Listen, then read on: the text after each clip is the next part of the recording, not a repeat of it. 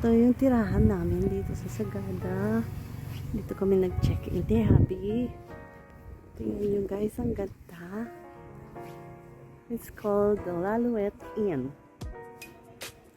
Ang ganda ng room namin guys. Andito kami sa Laluet Inn. Dito sa Sagada. Maganda yung view ng room namin. It's overlooking the mountains. Yan, makikita nyo. Oh.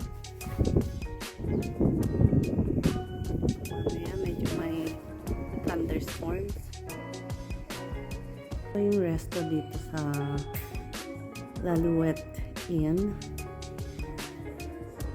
Ganda.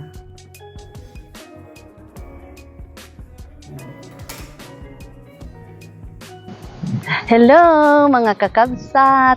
Andito na tayo sa House of Sol. Dito ngayon nakatira si Sanya at saka si Carlo. Nag-camping sila. Come on, let's go check it out.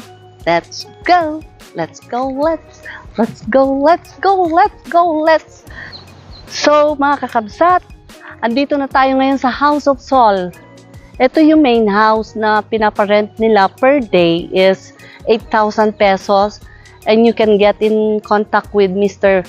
Fidel na ang camping grounds naman is 500 pesos per person. Ayun yung camping grounds nila. Ayun yung sasakyan nila Sanya and Carlo. And then nag-set up sila ng tent nila doon. Ito ngayon, bahay-bahayan guys, nila Sanya at ni Carlo. Tingnan nyo oh. Andun sa taas yung bedroom kuno nila. And then ito, tingnan nyo ha, nagbahay-bahayan talaga sila. Ito yung lutuan nila. Tapos may room extension sila rito. Pag may guest, I guess darating si Alf and then si Fides for, I guess tomorrow. Which is, pwede pa maka-occupy ito ng mga 4 persons. Meron silang sariling bed inside. Ito yung dining area nila, as you see. Kuno-kuno. And then sa likod, follow me where I go. Ito sa likod, mga kapatid, this is the shower room. Ito ang shower room. And here is their bathroom. So, comfy din naman sila. Ito yung playground nila, makikita nyo. Maluwag. Ito yung aso nila, oh, si Sol. Mabait. Hey Sol! Come here, girl! Huh? Mabait ka ako pero nakaganon yung bibig niya. Ayan oh, makikita nyo. Maganda. Maluwag talaga. Makaka-occupy siya ng mga ilang campers dito. Most of the time, punuan ito mga kakabsat. Ngayon, sila Sanya lang ang nandi dito.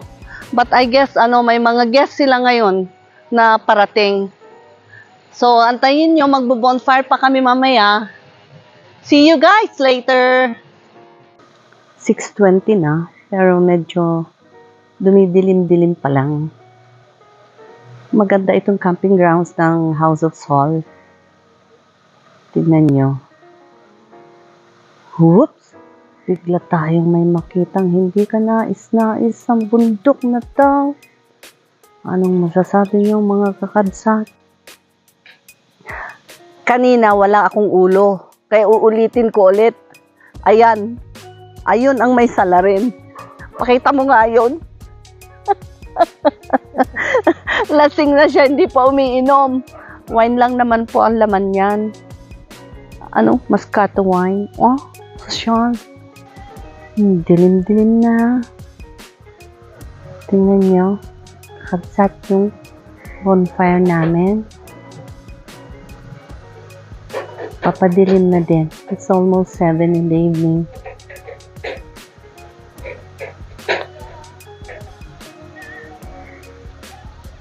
Ganda magmuni-muni dito.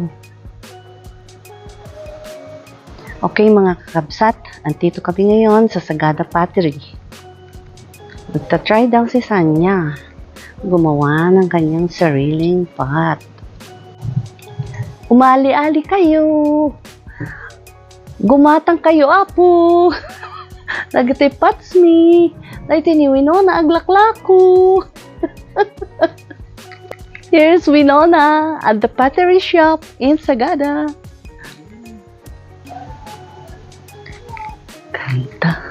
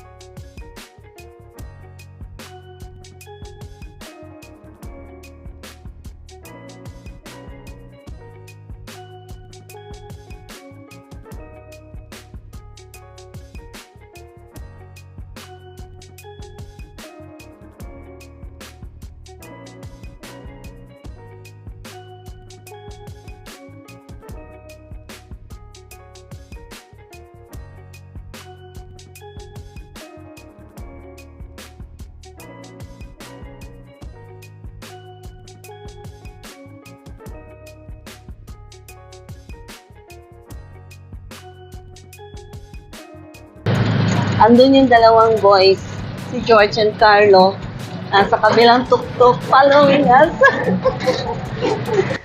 Eto tayo mga kapatid, andito tayo sa Sagada Bistro. Ganda ng entrada nila. Har! Ang tawag daw dyan sa flower na yan is snapdragon. Just like Winona, the Dragona. Ha ha! Ito yung lugar nila. Meron din sa loob. Kaya lang dito namin pinili sa labas.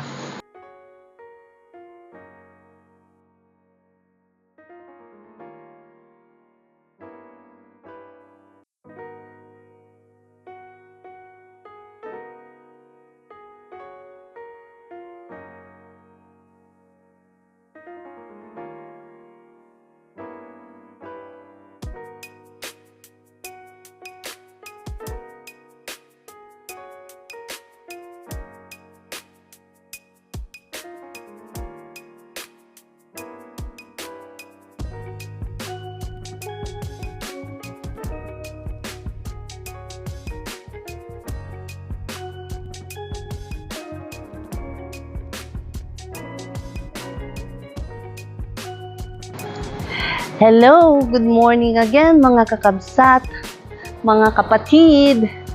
Ngayon, we are now going back to Baguio and saying goodbye to Laluet Inn. And I just want you to see the place again for the last time. Ganda oh, tingnan nyo. Pati doon, tingnan nyo mga kapatid, yung view dito maganda. It's also overlooking yung bundok para makita nyo. So, just in case na mapadpad kayo ng Sagada, you try to check this out, yung Laluet Inn. Maganda siya. It's still a very new hotel. Tapos, malinis yung kwarto, malinis lahat. And the food is very good. So, check it out mga kapatid. Okay mga kapatid, we're getting ready to go. Ito si Jorge. Ayun si Sanya, ayan si Carlo. Bye!